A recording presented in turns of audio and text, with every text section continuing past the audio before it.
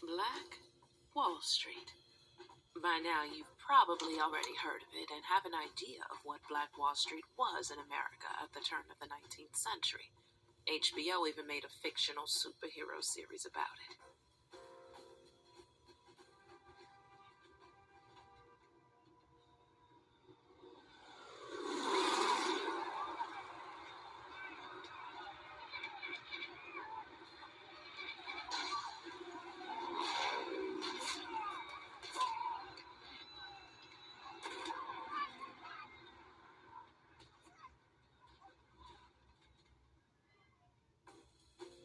If you aren't aware, here's a quick history lesson.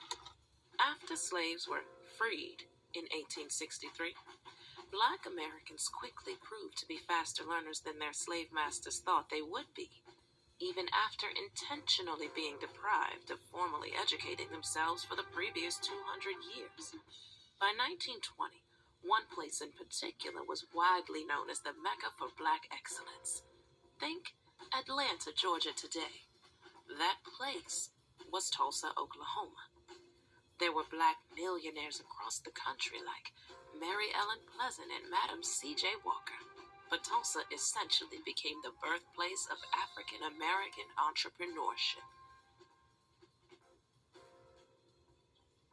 Black Wall Street is in many ways a misnomer, because what the business community in the Greenwood District, the Black community in Tulsa, was more like, would be a Black Main Street. These were mostly small businesses, so there were movie theaters and dance halls and barber shops and grocery stores and restaurants and service providers like doctors and lawyers and pharmacists and dentists, hotels, all manner of businesses that you might find on an American Main Street, concentrated in a segregated Black enclave in Tulsa.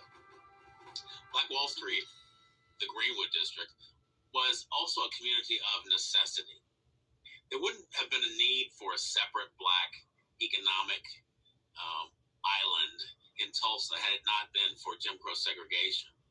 So they created their own economy, in part, across the Frisco tracks, separated from downtown by those tracks.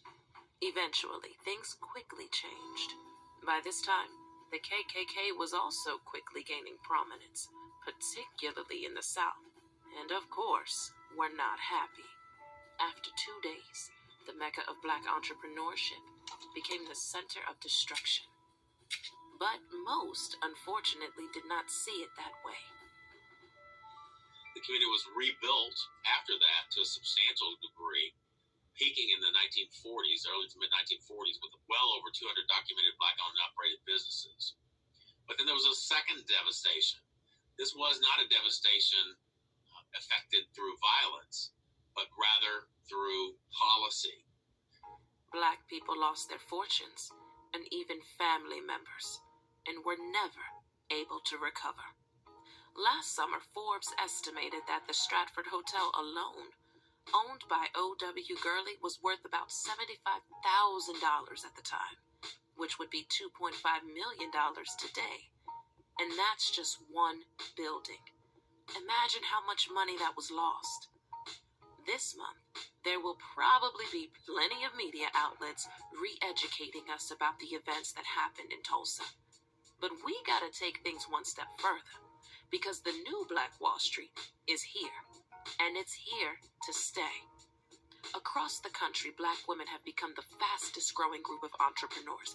In Tulsa today, the rebuilding has also begun. But the new Black Wall Street is no longer concentrated in one location. It's spread out across America. Forbes The Culture is taking a real look at businesses and entrepreneurs that make up this new era of Black Wall Street, and defining what it is and what it means to be a part of an unprecedented number of Black movers and shakers in nearly every city in America.